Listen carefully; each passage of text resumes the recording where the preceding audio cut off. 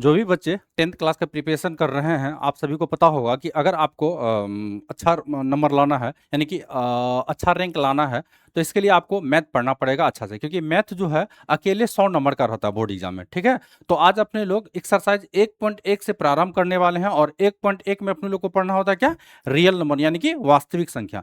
पिछले मतलब अगर सिलेबस को देखा जाए तो पिछले अकॉर्डिंग में आपको एक एक्सरसाइज और पढ़ना पड़ता था, यूक्लिड डिवीजन एल्गोरिथम के बारे में। वो चैप्टर जो है अब न्यू सिलेबस से हटा दिया गया है, तो डायरेक्ट अपने लोग जो यहाँ पे पढ़ेंगे अब एक्सरसाइज 1.1, और इसमें पढ़ेंगे प्राइम फैक्टराइजेशन के बारे में, और एचसीएफ और एलसीएम के बारे में भी पढ़ेंगे, इसी में प्राइम फैक्टराइजेशन मेथड के द्वारा से।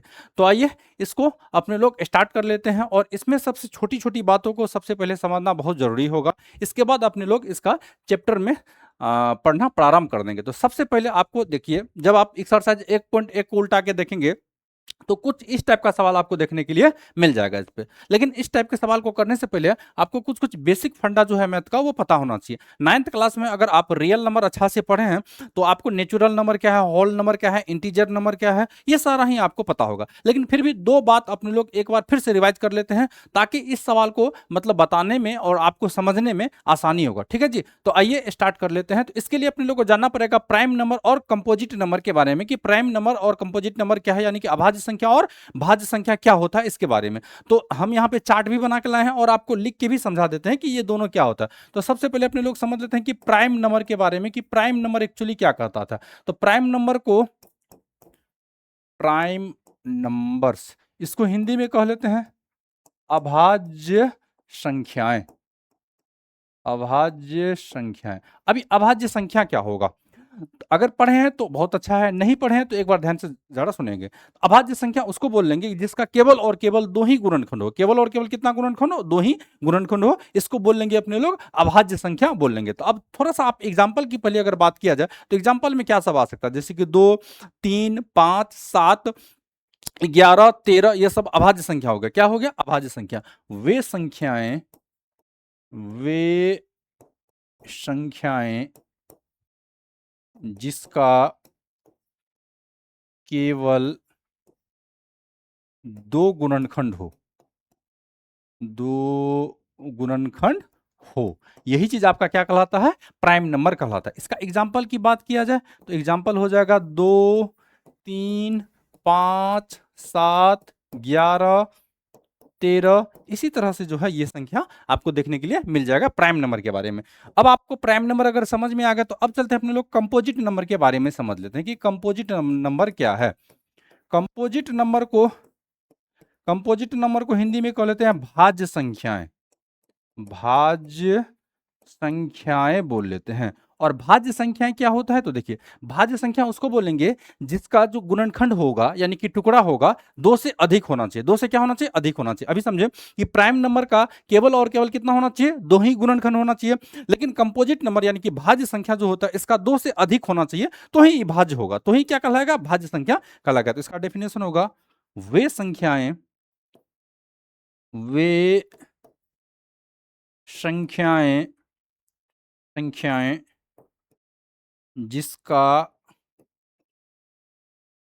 गुणनखंड, गुणनखंड दो से अधिक हो, दो से क्या हो, अधिक हो, उसका केवल दो हो और इसका दो से अधिक हो। अब बात करें इसकी एग्जाम्पल की, तो इसकी एग्जाम्पल में हो जाएगा 4, 6, 8, 9, 10, 12, इसी तरह से ये चलता हुआ रहेगा। तो आपको प्राइम नंबर और कंपोजिट नंबर आ गया होगा समझ में। प्राइम नंबर का मतलब हो गया कि इसका दो ही फैक्टर होना चाहिए, और कंपोजिट नंबर का मतलब हो गया कि दो से अधिक होना चाहिए। अब इसके बारे में थोड़ा सा और जान लें कि अगर हम बात करें किसकी, अभाज्य संख्या की, तो यहां से देखिए आप अभाज्य संख्या के बारे में थोड़ा सा इसका और डिटेल जान लेंगे तो ज्यादा बेटर रहेगा। जैसे कि बात करें 2, तो आप लोग ये बताइए कि 2 को कौन कौन संख्या काट सकता है, तो आपका जवाब होगा कि 2 को केवल और केवल 1 काट सकता है और 2 काट सकता है। यानी कि 2 में भाग अगर हम लगाने की बात करें तो 1 से भाग लगेगा, और किससे लगेगा, 2 से लगेगा। क्या इसके अलावा आप ही बता दीजिए इसमें और किसी संख्या से भाग लगेगा,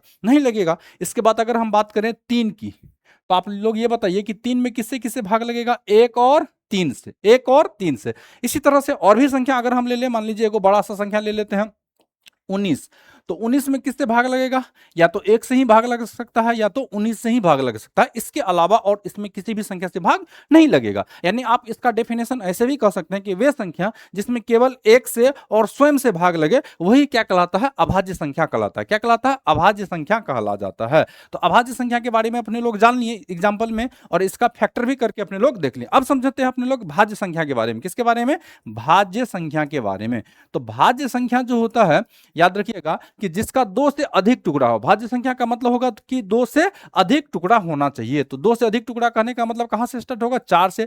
अब 4 को आप देख लीजिए कौन कौन भाग लगा सकता है। तो 4 को भाग लगा सकता है एक लगा सकता है, एक के अलावा 2 लगा सकता है, 2 के अलावा 2 के अलावा 4 भी भाग लगा सकता है। इसी तरह से अगर हम बात करें 6 को कौन कौन भाग लगा सकता है? तो 6 को भाग लगा सकता है एक के बाद 2 के बाद 3 के बाद कौन भाग लगा सकता है? 6 लगा सकता है। तो आप यहां से देख सकते हैं इसका एग्जाम्पल में कि अगर भाज्य संख्या की बात करें तो भाज्य संख्या में 2 से अधिक गुणनखंड होगा, लेकिन अभाज्य संख्या में 2 ही होगा। इसी तरह से एगो और बड़ा संख्या की अगर बात कर लिया जाए, मान लेते हैं हम यहां से 30 ले लेते हैं, ठीक है जी। अब 30 को कौन कौन भागा लगा सकता है? तो 30 को लगा सकता है एक के बाद 2 के बाद 3 के बाद 5 के बाद 6 के बाद 10 के बाद 15 और 15 के बाद कौन लगा सकता है? 30 लगा सकता है। तो ये सारा ही इसका गुणनखंड होगा। क्या होगा? गुणनखंड होगा। यानी कि आपको अब यहां से ये बात तो स्पष्ट हो गया होगा कि भाज्य संख्या क्या होता है और अभाज्य संख्या क्या होता है। आप इस चार्ट के मदद से भी पढ़ सकते हैं। इस चार्ट में भी यही डेफिनेशन लिखा हुआ होगा। पहले छोटा सा डेफिनेशन लिखा होगा कि वे संख्याएं जो केवल एक और स्वयं से विभाजित हो, ठीक है जी। इसके बाद लिखा होगा केवल 2 गुणनखंड हो। यानी कि इसमें मेन बात आपको ये याद रखना है कि केवल और केवल इसका 2 ही गुणनखंड होगा। जैसे कि यहाँ पे एग्जांपल अगर बात किया जाए कि अगर हम बात करें 7 का, किसका बात करें? 7 का, तो आप देख पा रहे हैं कि 7 में केवल और केवल 1 और 7 से ही भाग लगेगा, इसके अलावा दूसरा संख्या से भाग नहीं लगेगा। यहां भी वे संख्याएं जो 1 और स्वयं के अलावा किसी अन्य संख्या से विभाजित हो, यानी कि 2 से अधिक संख्या से विभाजित हो जाए। जैसे कि इसका बात किया जाए कि इसका दूसरा डेफिनेशन को अगर आप ध्यान से पढ़ेंगे कि 2 संख्या से अधिक गुणनखंड हो। कितना हो? 2 से अधिक गुणनखंड हो। जैसे कि बात करें 8, एग्जांपल में लीजिए, 8 को काट सकता है 1 2 4 और 8 भी काट सकता है। तो इसमें देखेंगे कि 2 से अधिक गुणनखंड होगा, इसमें केवल और केवल फिक्स है 2 ही गुणनखंड होगा। तो यही चीज हम अपने लोग को समझना था। इसके बाद इससे एक क्वेश्चन और ऑब्जेक्टिव में बन सकता है। पहले अपने लोग पूरा सब्जेक्टिव पढ़ लेंगे, फिर बाद में ऑब्जेक्टिव पढ़ने का भी प्रयास करेंगे। तो पहले समझ लेते हैं कि इसमें और क्या क्वेश्चन बन सकता है। अगर आपको एग्जाम में ऑब्जेक्टिव में पूछे कि सबसे छोटी अभाज्य संख्या बताइए, तो सबसे छोटी अभाज्य संख्या क्या होगा? 2 होगा। याद रखिएगा, यहां से ऑब्जेक्टिव में क्वेश्चन आ सकता है। सबसे छोटी अभाज्य संख्या 2। लगातार 3 अभाज्य संख्या अगर पूछे तो 2 3 5। क्या जवाब देंगे? 2 3 5। फिर से हम एक बार रिपीट कर देते हैं। अगर सबसे छोटी अभाज्य संख्या पूछे तो 2। इसके बाद अगर आपको ये पूछ ले कि आप ये बता दीजिए, क्या बता दीजिए कि 3 लगातार अभाज्य संख्या क्या होगा? तो 2 3 5 हो जाएगा। इसी तरह से अगर बात करें भाज्य संख्या की, तो सबसे छोटी भाज्य संख्या हो जाएगा 4। सबसे छोटी भाज्य संख्या 4 हो जाएगा। लेकिन एक बात याद रखें कि अगर आपको एग्जाम में पूछ दे कि एक जो है एक भाज्य संख्या है या अभाज्य संख्या, तो याद रखिएगा न तो ये भाज्य संख्या है और न ही क्या है ये अभाज्य संख्या। एक न तो भाज्य संख्या है और न तो क्या है ये अभाज्य संख्या है, ठीक है। तो एक जो है इसको यूनिवर्सल डिजिट माना गया है, सार्वत्रिक अंक। क्या माना गया है? सार्वत्रिक अंक। एक इकलौता ऐसा संख्या है जो सबको विभाजित कर सकता है, लेकिन एक जो है स्वयं से विभाजित होगा, अन्यथा वो किसी से विभाजित नहीं होगा। तो एक जो है न तो भाज्य संख्या में आएगा और न ही किस में आएगा? अभाज्य संख्या में आएगा। अब यहां से अपने लोग क्वेश्चन की ओर चलें, ठीक है जी। एक छोटा सा बात और आपको समझना बहुत जरूरी होगा, जो आपको सवाल को बनाने में बहुत ज्यादा मदद करेगा। जैसे कि यहां बात करें, देख लीजिए एक बार कि अगर सपोज कीजिए कि अगर 10 है तो 10 का अगर हम फैक्टर निकालना चाहेंगे तो क्या बनेगा? 2 गुना 5। इसी तरह से अगर हम बात कर लें किसकी? 100 की। 100 का अगर हम बात करें तो ये बन जाएगा 2 गुना 5 गुना 5। इसको अगर हम और अच्छा से लिखना चाहें तो लिख सकते हैं 2 का पावर 2 और 5 का पावर क्या लिख सकते हैं? 2। 5 का भी पावर क्या लिख सकते हैं? 2। एक बार आप लोग यहां ध्यान देंगे कि अगर एक जीरो हो, एक जीरो किसी भी संख्या में एक के साथ, याद रहे एक होना चाहिए, इसके अलावा दूसरा संख्या में भी अपने लोग जा रहे हैं। एक के साथ अगर एक जीरो होगा तो एक 2 5 आएगा। अगर एक में 2 जीरो होगा तो 2 2 आएगा और 2 5, यानी 2 का पावर 2 और 5 का पावर 2। अब आप लोग को ये बात अगर समझ में आ गया है तो क्या हम 1000 को इसे लिख सकते हैं?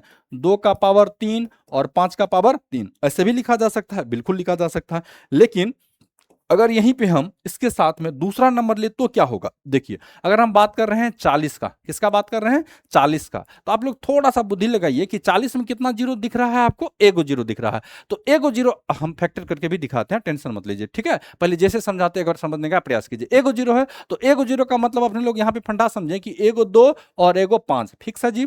अब जीरो का तो कहानी निपट गया। अब यहाँ पे देखिए 4 बचा हुआ है, तो 4 सभी बच्चा जानते हैं कि 4 का मतलब होता है 2 गुना 2। 4 का मतलब क्या होता है 2 गुना 2, तो 2 गुना 2 तो होगा ही, ध्यान से समझिए 2 गुना 2 तो होगा ही, एगो इसका होगा, तो 2 का पावर कितना बन जाएगा 3 और एक क्या बन जाएगा 5। अब ये बहुत सारा बच्चा को ये लग रहा होगा कि ये आप कैसे बता दिए, तो देखिए कैसे ही नहीं बताएं, यहाँ पे जो अभी आपको हम समझाएं कि एगो जीरो का मतलब एगो 2 और एगो 5 होगा, ठीक है। हम करके भी दिखा देते हैं इसका फैक्टर। 2 से लगाइएगा तो 20 बनेगा, फिर 2 से लगाइएगा तो 10 बनेगा, 2 से लगाइएगा तो क्या बनेगा 5। अब आप खुद ही काउंट करके देख लीजिए कि 2 की संख्या कितना है, 1 2 3 है, तो 2 का पावर 3, आप 5 की संख्या 1 है तो 5 एक एगो लिखेंगे, ठीक है जी। इस तरह से मतलब आप इजी वे में इसको सवाल कर सकते हैं, ठीक। अब चले एक्सरसाइज पे, अब आते हैं अपने लोग एक्सरसाइज पे। तो एक्सरसाइज जो आपका है ये रहा आपका एक्सरसाइज पहला, कहता है निम्न संख्याओं को अभाज्य गुणनखंडों के गुणनफल के रूप में व्यक्त कर दीजिए। तो पहला जो संख्या है, तो पहला सवाल हम यही बना देते हैं क्योंकि यहीं पे हमको जगह मिल रहा है। तो पहला संख्या आप देख पा रहे हैं 140 का फैक्टर निकालना है, किसका 140 का। 140 का फैक्टर आप दो तरीका से निकाल सकते हैं। इस पे देखिए लास्ट पे जीरो है, तो लास्ट पे अगर जीरो है बाबू, तो लास्ट पे अगर जीरो है, ध्यान से समझिए कि लास्ट पे अगर जीरो है तो जीरो का मतलब ये होता है 2 5। जीरो का मतलब क्या होता है 2 5। अभी समझाएं कि एगो जीरो होगा, एगो जीरो होगा तो एगो जीरो का मतलब एगो 2 और एगो 5 होता है। लेकिन 14 भी तो है ना, 14 का गुणनखंड सभी बच्चा को पता होगा 2 गुना 7, क्या होगा 2 गुना 7। तो एगो 2 तो यहां से जीरो का मतलब एगो 2 14 में, तो 2 का पावर कितना बन जाएगा 2 बन जाएगा, फिर एगो 5 आएगा, एगो क्या आ जाएगा 7 आ जाएगा, एगो क्या आ जाएगा 7 आ जाएगा, ठीक है। तो यहां तक किसी बच्चा को समझने में दिक्कत नहीं रहा होगा, ठीक है जी।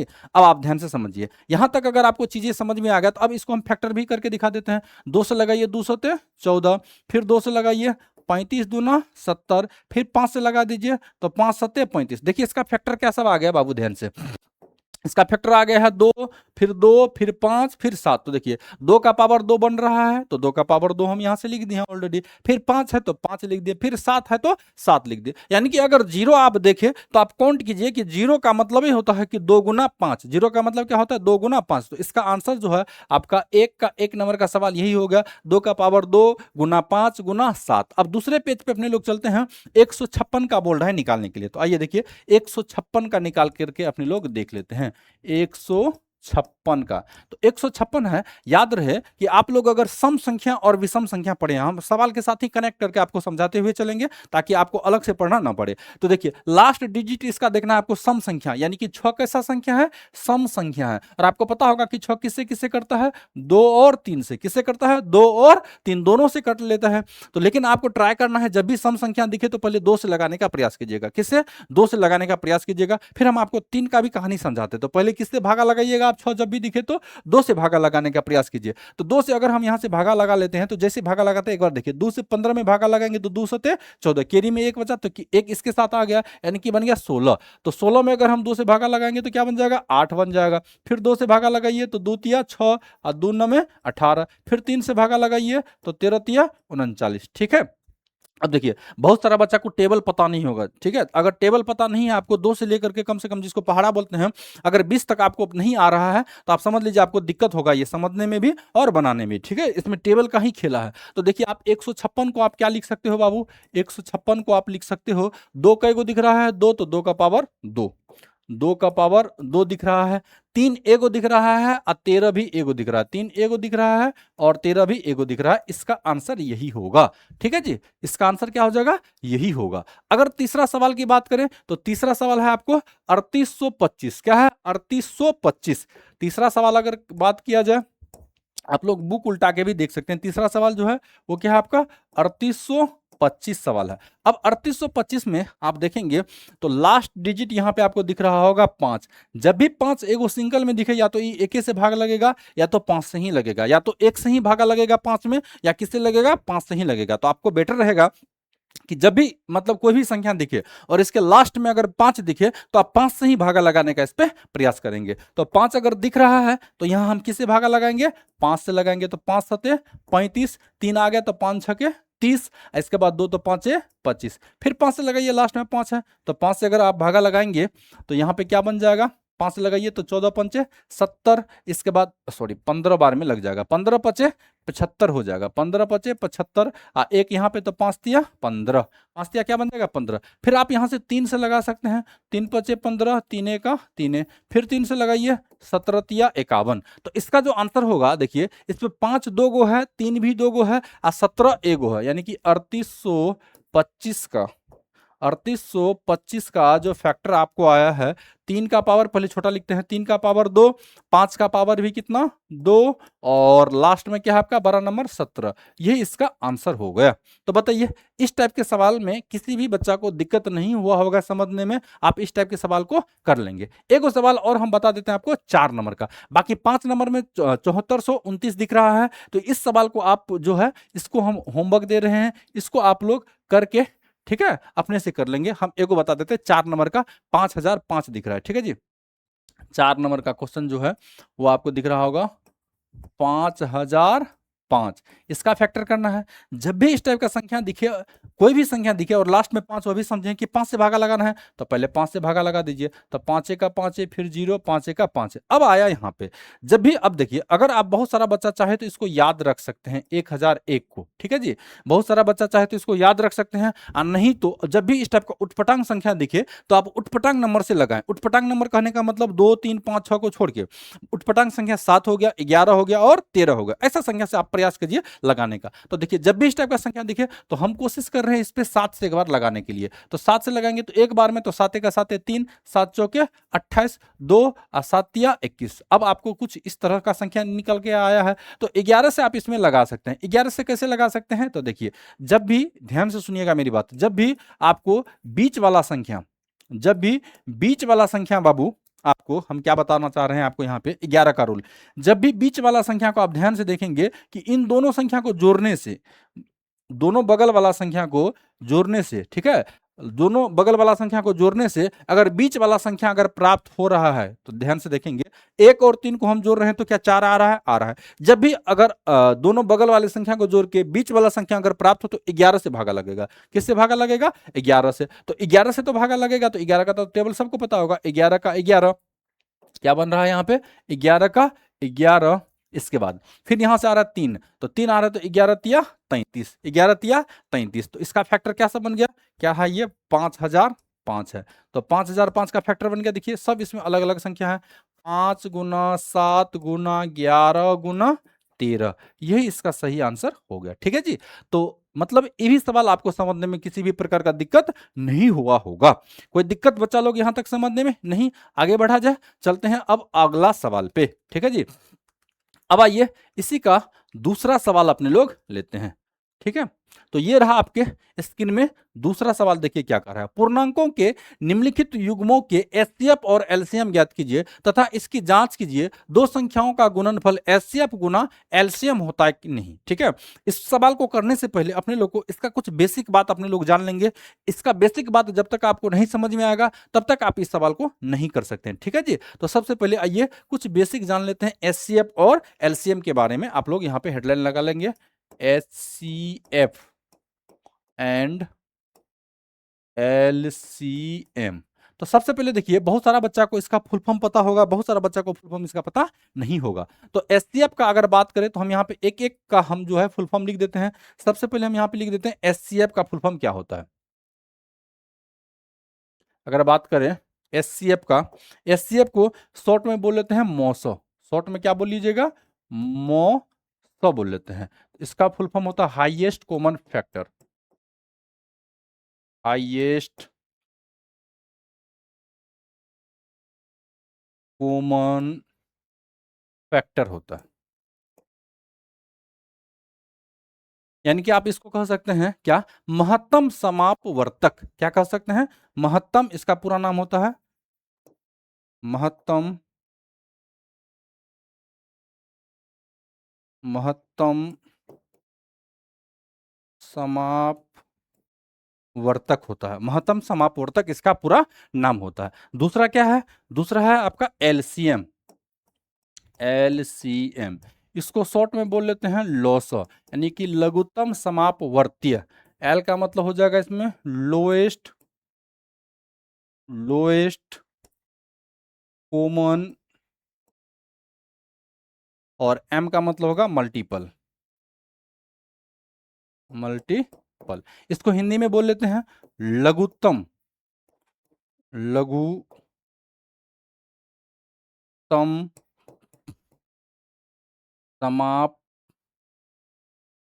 वर्तीय, लघुत्तम समापवर्ती। एगो का हिंदी होता है लघुत्तम सॉरी महत्तम समापवर्तक, और इसका एलसीएम का क्या होता है? लघुत्तम समापवर्तीय। क्या होता है? लघुत्तम समापवर्तीय। तो ये चीज तो अपने लोग जान लिए। अब इसी में अगला फंडा अपने लोगों को जानना है कि इन दोनों में एक्चुअली रिलेशन क्या होता है। क्या इन दोनों में रिलेशन क्या होता है, इसी के बारे में अपने लोग को जानना है। तो सबसे पहले इसमें एक छोटा सा बात हम यहाँ से लिख देते हैं जो आपके एग्जाम में बार बार पूछ लेता है। कुछ इस बात को आप लोग जानने का प्रयास करेंगे, ठीक है जी। अब इस पे आपको इसको डायरेक्ट याद रखना है और समझ के भी याद आप रख सकते हैं। यदि आपको पूछे दो लगातार, दो लगातार सम संख्याओं का, दो लगातार सम संख्याओं का अगर आपको एचसीएफ पूछे, एचसीएफ यानी कि मौसो, मौसो, तब आपका जवाब होना चाहिए इसका हमेशा आंसर दो होगा। कितना होगा? दो होगा। आइए हम इसको करके भी दिखा देते हैं कि कैसे दो होगा। कोई भी आप अपने मन से दो को लगातार संख्या मान सकते हैं, कोई भी। हम मान लीजिए समझाने के लिए मान रहे हैं दो और चार मान रहे हैं। क्या मान रहे हैं? दो और चार मान रहे हैं। तो आप ये बताइए कि दो और चार में ऐसा कौन सा संख्या है जो दोनों को काट देगा? तो आपका जवाब होगा कि दो और चार को दो ही काट सकता है। कौन काट सकता है? दो ही, क्योंकि उभयनिष्ठ गुणनखंड का मतलब ये होता है कि जो दोनों में आए, जो क्या है? दोनों में आए। फिलहाल आप ऐसे ही समझिए, या नहीं तो आपको भाग विधि से पता है तो अभी फिलहाल भाग विधि से जान लीजिए, क्योंकि फैक्टर मेथड तो अपने लोग को पढ़ना ही है। दो से कितना बार में लगा? दो बार में लग गया, तो इसका जो एचसीएफ हुआ दो ही हुआ। इसी तरह से कोई और ले लीजिए, जैसे कि मान लें 8 और 10, लेकिन लगातार होना चाहिए, याद रहे लगातार होना चाहिए। 8 और 10 बताइए, तो 8 और 10 को कौन संख्या काट सकता है? तो इन दोनों को दो ही काट सकता है। कौन काट सकता है? दो ही काट सकता है। हाँ, लेकिन याद रहे लगातार होना चाहिए। क्या होना चाहिए? लगातार। यहां लिख दिए हम कि दो लगातार सम संख्याओं का एचसीएफ जो है यानी मौसो जो है हमेशा कितना हो जाएगा? दो हो जाएगा। पहला पॉइंट आपको याद रखना है। दूसरा, दो, दो अभाज्य संख्या। अब अभाज्य लगातार हो भी सकता है, नहीं भी हो सकता है। दो अभाज्य, तो इसको डायरेक्ट याद रखिए, दो अभाज्य संख्याओं का एचसीएफ यानी कि मौसा जो है वो हमेशा कितना होगा?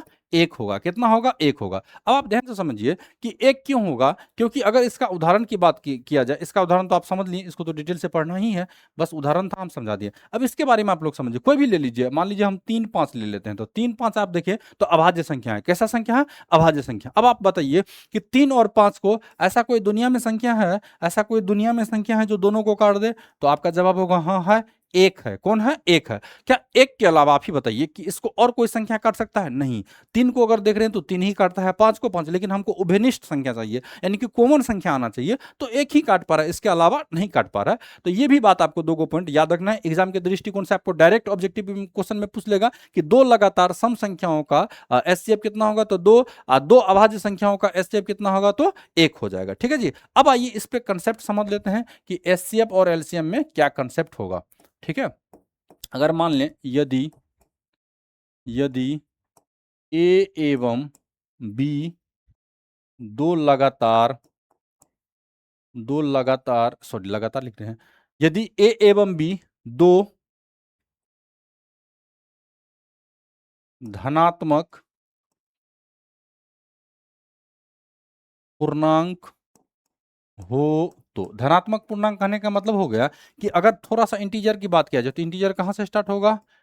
ऐसे करके चलता है, और इधर होगा -1 -2 -3, इस तरह से ये इन्फिनिट तक चलता है। धनात्मक कहने का मतलब हो गया कि जब भी नंबर इसमें आएगा तो आपको एक बात नोट याद रखना है कि ई एक से स्टार्ट होगा। कहां से स्टार्ट होगा? एक से, वो भी पॉजिटिव में, यानी कि जीरो का दायां तरफ में लोग चलेंगे। जीरो का कहां चलेंगे? दायां तरफ चलेंगे। तो यही चीज अपना क्या कहलाता है, धनात्मक संख्या कहला जाता है। तो इतना आपको याद रखना पड़ेगा, और जीरो वाला संख्या से इधर जो है आपको याद नहीं रखना है। तो ठीक है, तो यानी कि धनात्मक जब भी आए तो एक से संख्या को काउंट किया जाता है, 1 2 3 4 5 6 7 8, कुछ भी हो सकता है यहाँ से। तो दो गो धनात्मक अगर संख्या, दो गो धनात्मक पूर्णांक अगर मिल जाए तो इसके लिए एक फॉर्मूला आता है, पहला नंबर में क्या आता है, तो आपको ये याद रखना है कि एच सी एफ गुना LCM, HCF गुना LCM बराबर ए गुना बी। अब आप ध्यान से सुनिए, कभी कभी ए और बी के बारे में एक और कथा आपको याद रखना पड़ेगा। ए बराबर होता है पहली संख्या, ऐसे भी कभी कभी एग्जाम में पूछ लेता है, पहली संख्या, और बी बराबर हो जाएगा आपको दूसरी संख्या। बी बराबर क्या याद रखना है, दूसरी संख्या। ये भी आपके एग्जाम में कभी कभी पूछ लेगा। अब इस पे क्वेश्चन कैसे पूछेगा, पहले आप इस कंसेप्ट को समझिए, फिर हम इसको एक बार समझेंगे फिर। ठीक है, आइए समझते हैं। देखिए, एचसीएफ गुना एलसीएम बराबर ए गुना क्या हो जाएगा, बी हो जाएगा, पहला फॉर्मूला। अब यहीं से आप जो है, आपको उतना रट्टा नहीं मारना है, याद रखिए, आप अलग अलग फॉर्मूला को रट्टा नहीं मारेंगे, यहीं से आप क्या करेंगे, सारा फॉर्मूला को निकाल लेंगे। जैसे कि सपोज कीजिए कि आपसे कोई आदमी पूछे कि एचसीएफ बराबर क्या हो जाएगा, तो आप देखिए ए गुना बी तो है, अच्छा ए हो गया पहली संख्या, अब बी क्या हो गया आपका, दूसरी संख्या हो गया। तो हम यहां से लिख सकते हैं ए गुना बी तो है ही अपना, बट्टे में क्या आ जाएगा आपका एलसीएम, बट्टे में क्या आ जाएगा, एलसीएम आ जाएगा, यानी कि पहली संख्या गुना दूसरी संख्या बट्टे लॉसअ। पहली संख्या, अगर भाषा में इसी को बोलना है तो पहली संख्या गुना दूसरी संख्या बटे लॉसअ, पहली संख्या गुना दूसरी संख्या बटे क्या लिखिएगा आप, लॉसअ। यानी लैंग्वेज में भी कभी कभी ये आपको पूछ लेगा। अच्छा, इसी का अगर हम तीसरा फॉर्मूला की बात करें कि अगर आपसे अब पूछे एलसीएम बराबर, कि एलसीएम बराबर बता दीजिए कि एलसीएम बराबर क्या हो जाएगा, तो यही फॉर्मूला, पहली संख्या गुना दूसरी संख्या बटे क्या हो जाएगा आपका एचसीएफ, बटे क्या हो जाएगा एचसीएफ। तो हम बोले अभी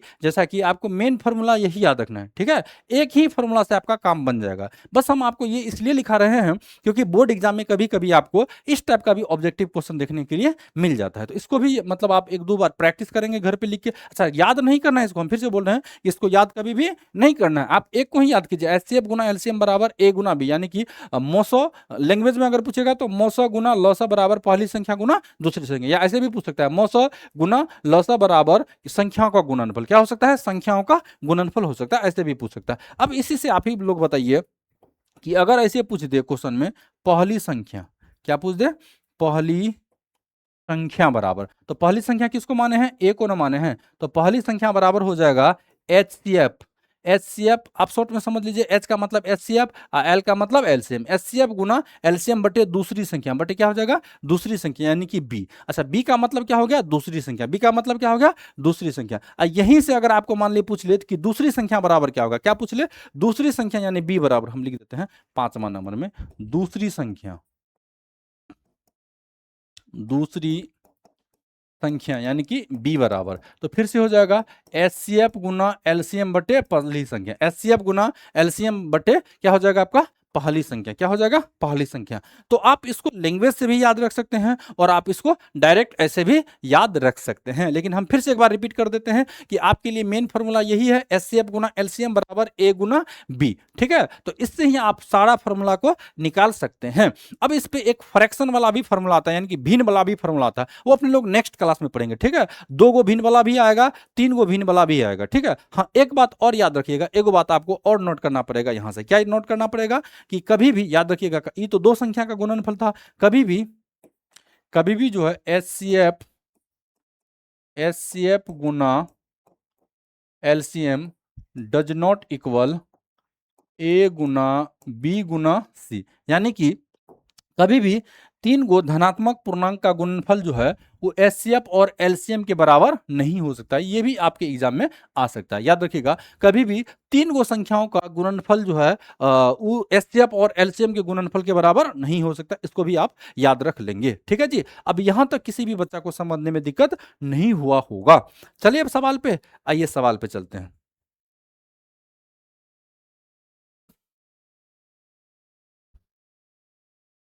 तो देखिए, ये रहा अपने लोग का 2 नंबर का क्वेश्चन। क्या कह रहा है कि पूर्णांकों के निम्नलिखित युग्मों के एचसीएफ और एलसीएम ज्ञात कीजिए तथा इसकी जांच कीजिए कि दो संख्याओं का गुणनफल जो है वो एचसीएफ और एलसीएम के बराबर होता। अभी समझिए कि एचसीएफ, ध्यान से समझिए, एचसीएफ गुना एलसीएम बराबर दो संख्याओं का गुणनफल, दो संख्याओं का गुणनफल, गुणनफल या तो ऐसे लिखा हुआ रहेगा आपके एग्जाम में, या तो आप दो संख्याओं की जगह पे लिखा हुआ रहेगा पहली संख्या गुना दूसरी संख्या, या लिखा हुआ रहेगा a गुना b। क्या लिखा हुआ रहेगा? a Guna b। तो देखिए दो का एक नंबर का जो सवाल आप देखेंगे तो 26 और 91 है। क्या है? 26 और 91 है, आपको देखने के लिए मिल रहा होगा। तो देखिए दो का एक नंबर का सवाल अपने लोग अब जान लेते हैं कि 26 और 91 है। कितना है? 26 और 91 का आपको जो है क्या करना है? सॉल्व करके दिखाना है और जांच करके भी दिखाना है अभाज्य गुणनखंड विधि से। किस विधि से? अभाज्य गुणनखंड विधि से। तो अभी अभाज्य गुणनखंड की विधि से अगर आप ज्ञात करेंगे तो अभाज्य गुणनखंड विधि अपने लोग पढ़ चुके हैं कि अभाज्य गुणनखंड विधि क्या होता है। तो आइए एक बार इसको मतलब बनाने का प्रयास कर लेते हैं। तो सबसे पहले आप इसका फैक्टर निकाल लीजिए। 26 का अगर आप फैक्टर निकालेंगे तो 2 से लगाएंगे तो कितना होगा? 2 गुना 13। तो 26 का अगर फैक्टर की बात किया जाए तो 26 को लिख सकते हैं 2 गुना 13।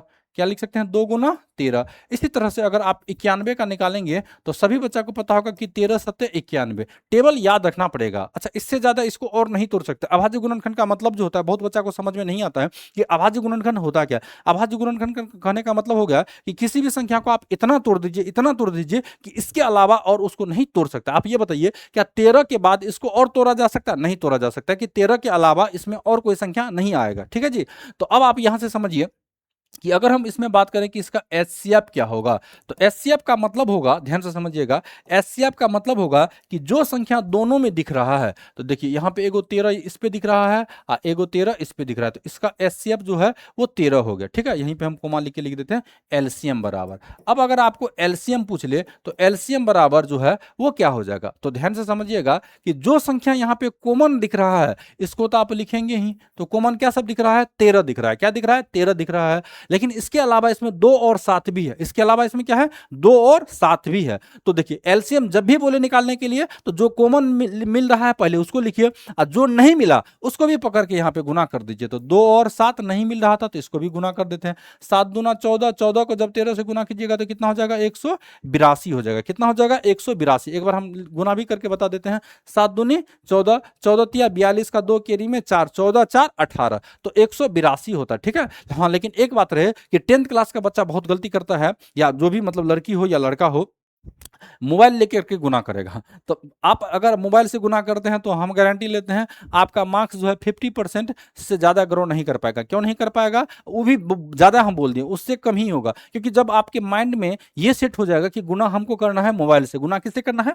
मोबाइल से करना है, तो मोबाइल आपको याद रहे कि बोर्ड एग्जाम में ले जाने के लिए आपको नहीं देगा। अगर आप मोबाइल के साथ पकड़ा जाते हैं तो आप सभी को पता होगा कि इसका परिणाम क्या होता है। तो कोशिश कीजिएगा बाबू, जैसे गुना करते हैं ऐसे ही आप गुना कीजिएगा, या बच्चों की तरह लिख के करेंगे ऐसे 13 गुना 14, तो आपका मर्जी है, आप ऐसे भी इसको गुना कर सकते हैं। लेकिन आप इतने भी छोटे नहीं हैं कि आप इसको ऐसे गुना कर सकते हैं। ठीक है जी। आपको 14 का पहाड़ा आता है और 13 का भी पहाड़ा आता है। ऐसे देखिए 14 तिया 42 का 2 केरी में 4, 14 को 1 से गुना करेंगे 14, केरी में 4 था तो कितना हो गया? 18, यानी 182। ये तो हो गया इसका आंसर। क्या हो गया? आंसर। एगो आंसर यहाँ पे है, एगो आंसर आपको यहाँ पे दिख रहा होगा। ठीक है।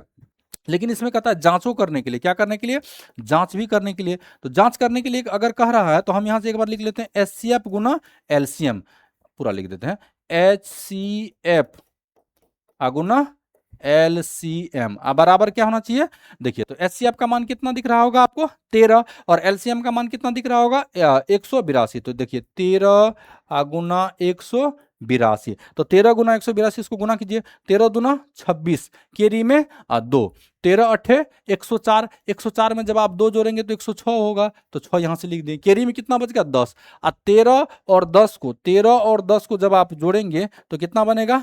23 बन जाएगा। कितना बन जाएगा? 23। तो ये आ गया 2366। कितना आ गया? 2366। लेकिन इसका दूसरा पक्ष भी तो बराबर होना चाहिए। दूसरा पक्ष बोले तो देखिए एचसीएफ गुना एलसीएम, एचसीएफ गुना एलसीएम बराबर पढ़े थे ए गुना बी। क्या पढ़े थे? ए गुना बी। तो ए का मान इस पे अगर मान ले हम इसको, देखिए ए मान ले अगर हम 26 को, आप बी मान ले किसको? 91 को। तो देखिए इसको गुना कर दीजिए 26 गुना 91। कितना गुना कर दीजिएगा? 26 गुना 91। तो इसको भी जब आप गुना करेंगे तो ये भी आएगा 2366 ही आएगा। दोनों बराबर हो गया। बस इतना ही आपको दिखाना है, लिख देना है सत्य है। क्या लिख देना है? सत्य है। इतना ही बात आपको लिखना है। ठीक है जी। अच्छा, जिस बच्चा को ये समझ में नहीं आया हम गुना करके भी एक बार दिखा देते। ठीक है। देखिए 26 और 91 को गुना करना है, किसको?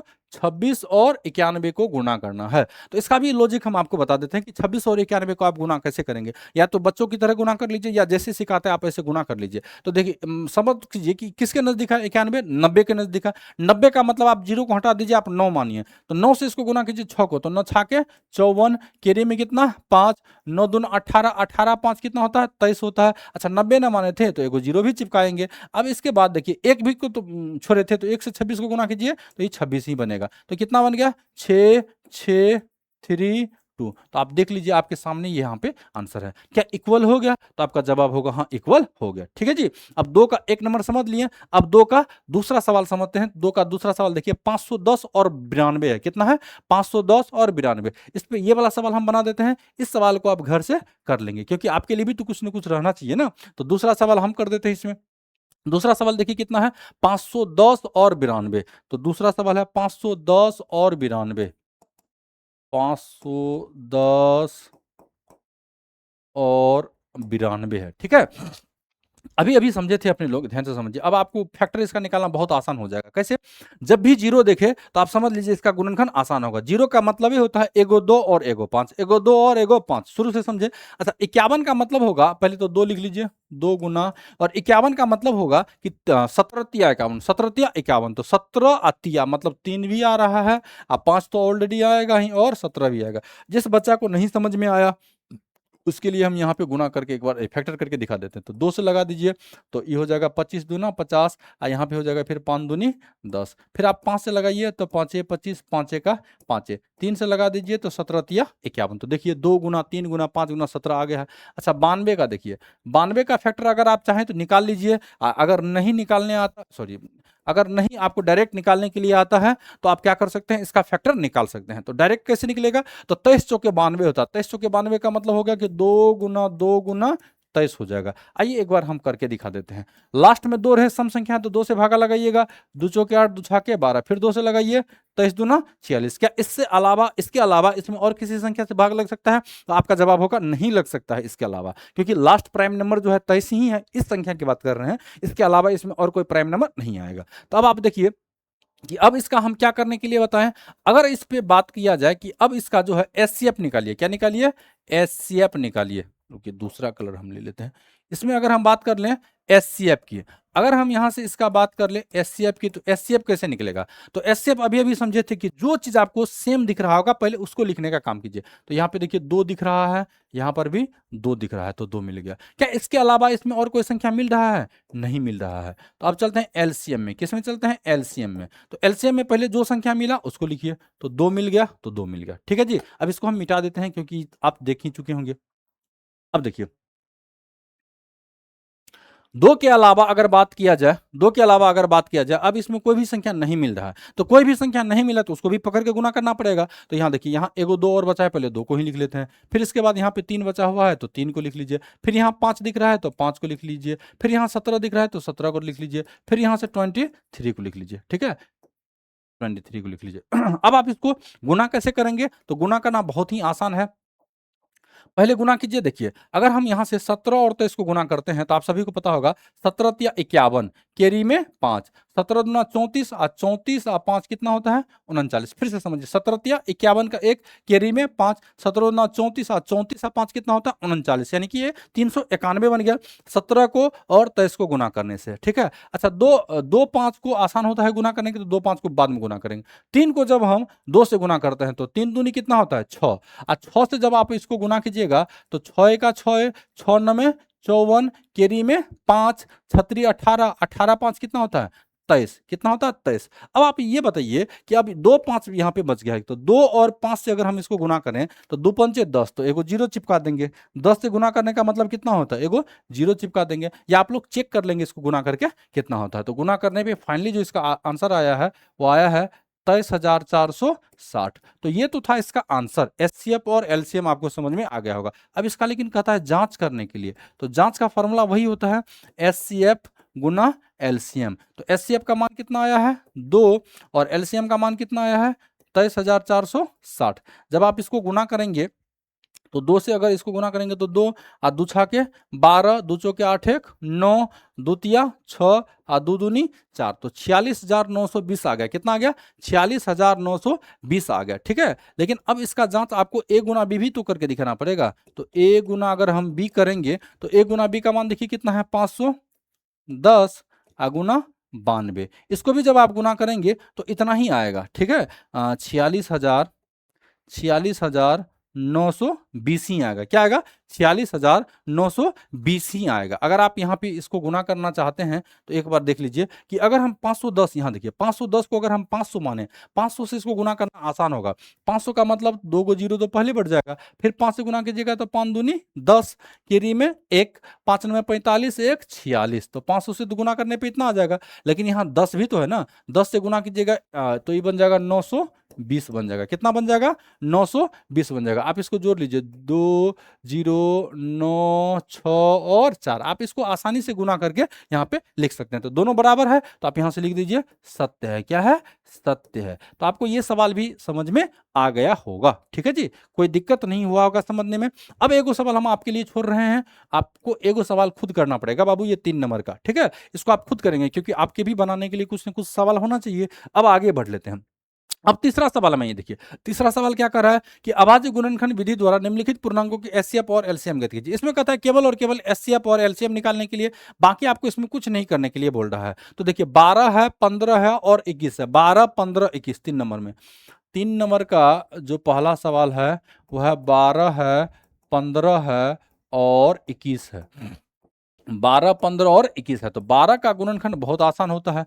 12 का गुणनखंड की अगर बात किया जाए तो 12 का मतलब हो सकता है 2 गुना 2 गुना 3। 15 है तो 15 का गुणनखंड हो जाएगा 3 गुना 5। और 21 की गुणनखंड की बात किया जाए तो 3 गुना 7। इसमें जांच करने के लिए नहीं है। ठीक है, तो अब देखिए सबसे पहले एचसीएफ इसका हम निकालना चाहेंगे। तो एचसीएफ बराबर तो क्या सिखाएं, जो मिल रहा है उसको लिखिए। तो इस पे 3 मिल रहा है, इस पे 3 मिल रहा है, इस पे भी 3 मिल रहा है। तो एचसीएफ का कहानी निपट गया। इसके बाद एलसीएम पूछ रहा है। तो एलसीएम का कहानी क्या होगा, पहले जो मिल रहा है इसको लिखिए। 3 मिल रहा है तो 3 हम यहाँ से लिख दिए, लेकिन इसके अलावा इस पे एक और कंडीशन है कि 2 2 5 7 नहीं मिल रहा है तो इसको भी लिखिए। यहाँ पे देखिए 2 को 2 नहीं मिल रहा है तो 2 को 2 को लिख लेंगे। फिर यहाँ पे 5 है तो 5 और 7 को भी लिख लेंगे। किसको लिख लेंगे? 5 और 7 को भी लिख लेंगे। कोई दिक्कत यहाँ तक समझने में नहीं? आप इसको गुना कर लीजिए। गुना करने का बड़ा सिंपल सा फंडा है। जो 10 बना रहा है ये दोनों इसको रहने दीजिए।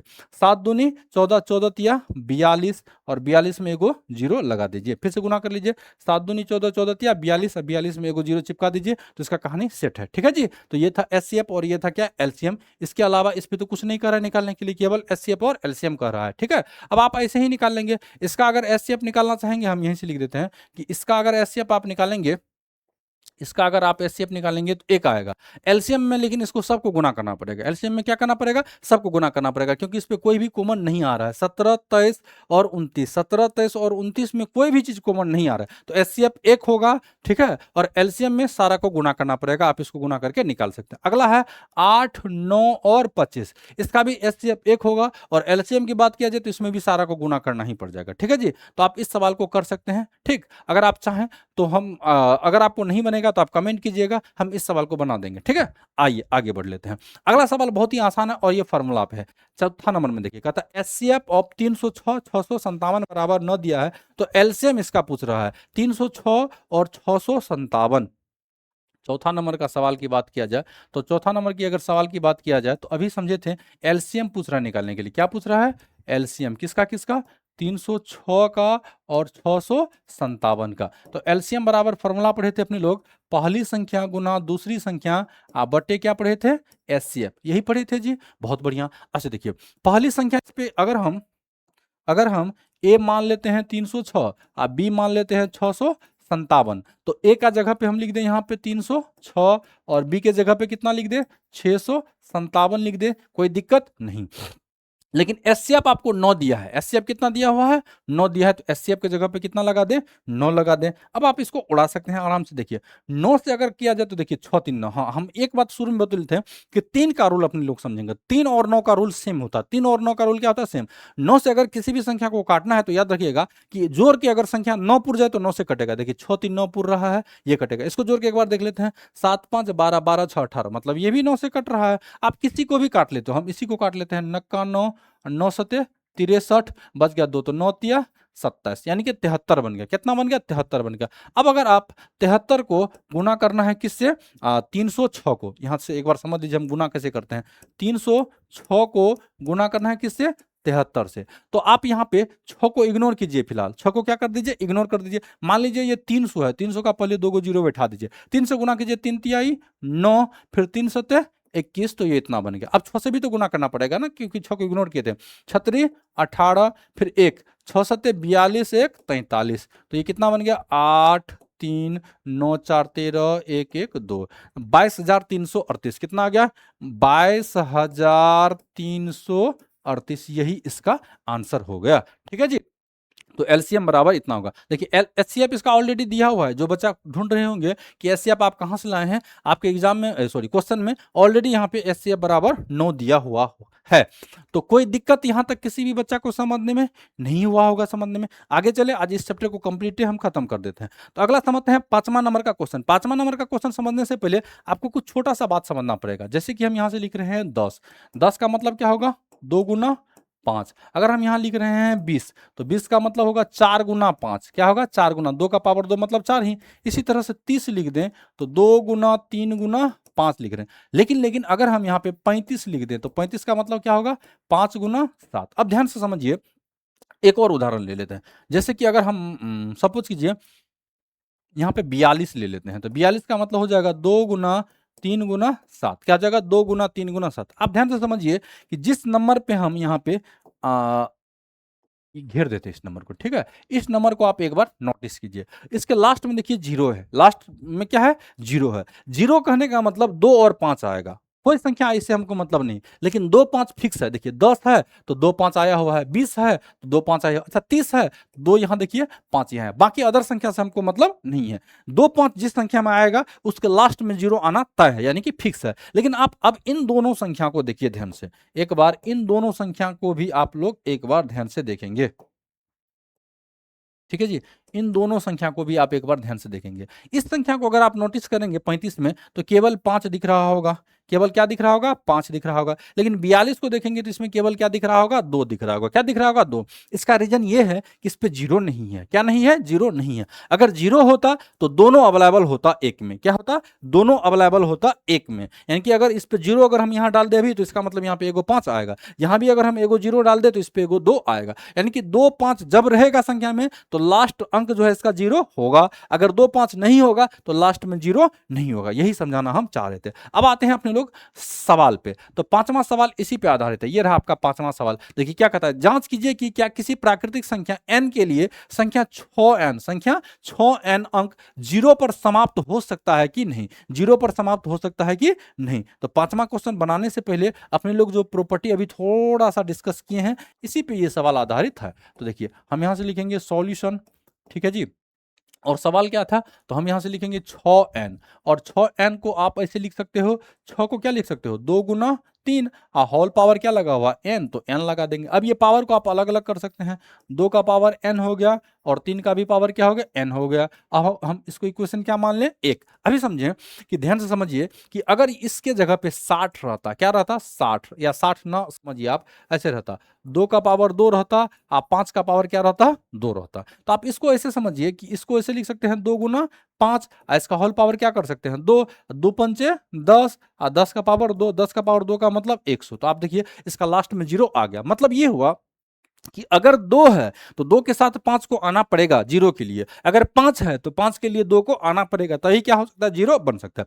लेकिन आप यहां पे देखिए कि 6 का पावर अगर n है तो क्या इस पे कहीं भी आपको 5 दिख रहा है? नहीं दिख रहा है। 5 अगर नहीं दिख रहा है तो इसका मतलब इसका लास्ट में जीरो नहीं होगा। तो हम यहां से लिख सकते हैं अतः अतः समीकरण 1 से अतः समीकरण 1 से स्पष्ट है कि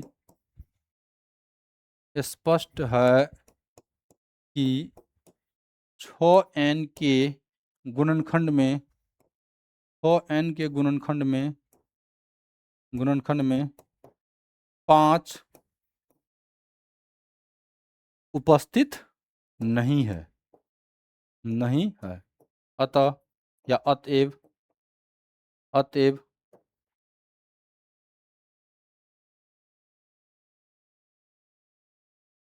शून्य नहीं हो सकता है, नहीं, या ऐसे लिखिए, अंत में शून्य नहीं हो सकता है। अतएव अतएव अंत में शून्य नहीं हो सकता है। यही कर रहा था निकालने के लिए सवाल में, तो ये हम करके दिखा दिए। बस एक छोटा ये सवाल था, इसमें थोड़ा सा लैंग्वेज आपको लिखना पड़ेगा और कुछ नहीं लिखना पड़ेगा। अच्छा, जो बच्चा इतना बात नहीं लिखना चाहते हैं, एग्जाम में सोच रहे हैं कि इतना बात हम कैसे याद रखेंगे, उसके लिए भी बता देते हैं। इतना बात आपको अगर याद ना रहे तो आप डायरेक्ट लिख दीजिए कि समीकरण एक से स्पष्ट है कि इसके समीकरण एक से स्पष्ट है कि इसमें 5 का गुणनखंड नहीं है, जो हमारी मान्यता के अनुसार सत्य नहीं है। ठीक है, तो इस इतना भी बात आप इसको लिख सकते हैं। मान्यता कहने का मतलब हो गया कि इसमें 5 का गुणनखंड नहीं है। ठीक है जी, अब आते हैं अगला सवाल पे। अब आइए छठा सवाल पे। छठा सवाल देखिए क्या कह रहा है कि छठा सवाल को अगर आप यहां से देखेंगे और आप अपनी बुक पे पढ़ेंगे तो व्याख्या कीजिए 7 गुना 11 गुना 13 प्लस 13, और 7 से लेकर के आप उल्टा क्रम में चलेंगे तो 1 तक दिया है, प्लस 5 दिया, कहता है भाज्य संख्या क्या है। तो अभी अभी अपने लोग शुरू में पढ़े थे कि भाज्य कहने का मतलब 2 से अधिक गुणनखंड, भाज्य कहने का मतलब 2 से अधिक गुणनखंड। तो पहला संख्या देखिए 6 नंबर में 7 गुना 11 गुना 13 प्लस 13 है। तो छठा नंबर की सवाल की बात किया जाए तो क्या है, इसको हम यहां से लिख लेते हैं सॉल्यूशन। और 7 गुना 11 गुना 13 प्लस 13, इसको कहता है भाज्य संख्या करके दिखाने के लिए। तो आप बड़ी सिंपल सा इसका कहानी है।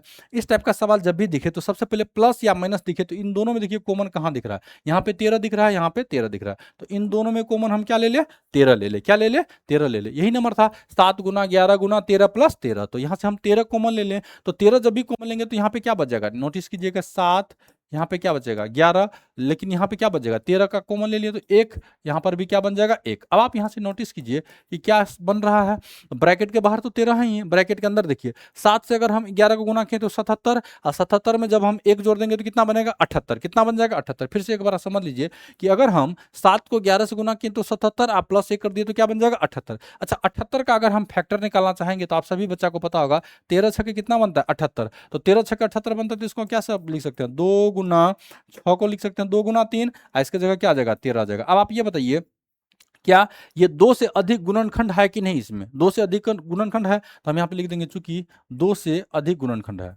2 से अधिक गुणनखंड या टुकड़ा जो भी आप लिखना चाहेंगे वो लिख सकते हैं, 2 से अधिक गुणनखंड है, इसलिए इसलिए यह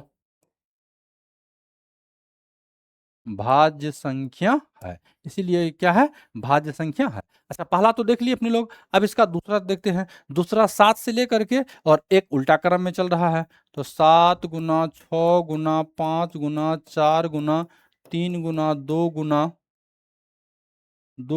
1 प्लस क्या था, यहां से एक बार देख लेते हैं, 7 गुना 6 गुना 5 गुना 4 गुना 3 गुना 2 गुना 1 प्लस क्या है आपका 5 दिया है, तो लास्ट में यानी कि यहाँ पे क्या दिया हुआ है 5 दिया हुआ। अब आप इस संख्या में भी अगर आप देखेंगे तो इसमें भी आपको कुछ कॉमन दिख रहा होगा, यहाँ से नोटिस कीजिएगा, यहाँ 5 है, यहाँ पर भी क्या है 5, तो हम यहाँ से 5 ले लेते हैं। ठीक है जी, अंदर में क्या बच गया 7 6, 5 तो ले ही लिए, 4 3 2 1 प्लस 5 जब कॉमन लेते हो तो यहाँ 1 बचता है, क्या बचता है 1 बचता है। अब आप यहाँ से देखिए कि 5 गुना, अगर आप इसको गुना करेंगे तो देखिए क्या बन रहा है, तो सबसे पहले इसको कीजिए 7 छके 42, 42 है, इसके बाद 42 को गुना करना है 3 दूना 6, 3 दूनी 6, 6 चौके 24, तो 42 को आप गुना करना है 24 से, तो 24 दूना 48, केरी में 4, 24 चौके 96, जब आप 96 में 4 जोड़ देंगे तो ये बन जाएगा 100, यानी 1008 तो ये हो गया, एक ये जोड़ देंगे तो क्या बन गया 1009 बन गया, क्या बन गया 1009 बन गया। आप ये बताइए क्या हम, ध्यान से सुनिएगा, क्या हम इसको अपनी मर्जी से 1 से गुना कर सकते हैं कि नहीं कर सकते हैं, तो आपका जवाब होगा बिल्कुल, क्योंकि 1 जो है सब संख्या को काट सकता है, तो 1 से हम इसमें गुना कर सकते हैं। तो अगर 1 से गुना कर सकते हैं तो आप लोग बताइए क्या इसमें 2 से अधिक गुणनखंड इसमें दिख रहा है कि नहीं दिख रहा है, तो दिख रहा है, तो यहाँ पे भाषा लिख देंगे, इसमें भी लिखेंगे यह भी यह भी भाज्य संख्या है क्योंकि क्योंकि क्योंकि 2 से अधिक 2 से अधिक गुणनखंड है, 2 से अधिक गुणनखंड है। दो से अधिक गुणनखंड है। तो चलिए, छठा नंबर का भी सवाल अपने लोग पढ़ लिए। अब आते हैं सातवां नंबर का सवाल में, और ये लास्ट सवाल होगा आज का, ये चैप्टर ही एंड हो जाएगा। सातवां सवाल देखिए क्या कर रहा है कि किसी खेल के मैदान में चारों ओर एक वृत्ताकार पथ है, इस मैदान का एक चक्कर लगाने में सोनिया को 18 मिनट लगते हैं, जबकि इसी मैदान का एक चक्कर लगाने में रवि को 12 मिनट लगते हैं। मान लीजिए वे दोनों एक ही स्थान और एक ही समय पर चलना प्रारंभ करके एक ही दिशा में चलते हैं, कितने समय बाद वे पुनः एक स्थान पर मिलते हैं। तो ध्यान से सुनिए, जब भी आपको एक ही स्थान पे बोले मिलने के लिए तो एलसीएम क्या बोले, एक एलसीएम। लेकिन आपको पूछता कि कॉमन समय में, उभयनिष्ठ समय में, तो आप इसका एचसीएफ निकालते हैं। क्या निकालते हैं? एचसीएफ निकालते हैं। तो 18 और 12 मिनट का कहानी है, 18 और 12 मिनट का कहानी है। तो सातवां नंबर का देखिए, सातवां सवाल जो है ये आपको 18 है और 12। तो 18 को क्या लिख सकते हैं, 2 गुना 3 गुना 3, और 12 है तो 12 को क्या लिख सकते हैं, 2 गुना 2 गुना 3। क्या लिख सकते हैं, 2 गुना 2 गुना 3। इसका फैक्टर आसान था, तो इसमें एलसीएम निकालना है, क्योंकि एलसीएम होगा तभी दोनों एक साथ मिल सकता है, क्योंकि एचसीएफ का मतलब तो कॉमन होता है। एचसीएफ का मतलब क्या होता है, कॉमन होता है। अब एलसीएम का मतलब होगा कि जो पहले मिली इसको लिखिए, तो यहां से 2 दिख रहा है, 2 को लिख दीजिए। यहाँ से 3 दिख रहा है तो आप 3 को लिख दीजिए। इसके अलावा देखिए इसमें 3 भी है और 2 भी है, तो 3 को भी लिख दीजिए और 2 को भी लिख दीजिए। जब आप इन सबको गुना करेंगे तो क्या बनेगा, 36। और मिनट में था तो इसका यूनिट हम मिनट ले लेते हैं। क्या ले लेते हैं, मिनट ले लेते हैं। यही इसका आंसर होगा, यही इसका क्या बन गया, आंसर बन गया। ठीक है जी, तो आपको ये क्लास पूरी तरह से समझ में आ गया होगा। ठीक है, अब जस्ट अपने लोग इसका नेक्स्ट चैप्टर देखेंगे। ठीक है जी, तब तक के लिए आप लोग मेहनत से पूरा एकदम पढ़िए, तभी आपका 100 में 100 आ सकता है। ठीक है, तो आप सभी को बहुत बहुत धन्यवाद। आप सभी का दिन शुभ हो। अब जस्ट मिलते हैं अपने लोग नेक्स्ट क्लास में, तब तक के लिए ठीक है, आप लोग मन लगा के पढ़िए एकदम बढ़िया से, और टारगेट रखिए कि 100 में 100 आपका मार्क्स आए। ठीक है, चलिए।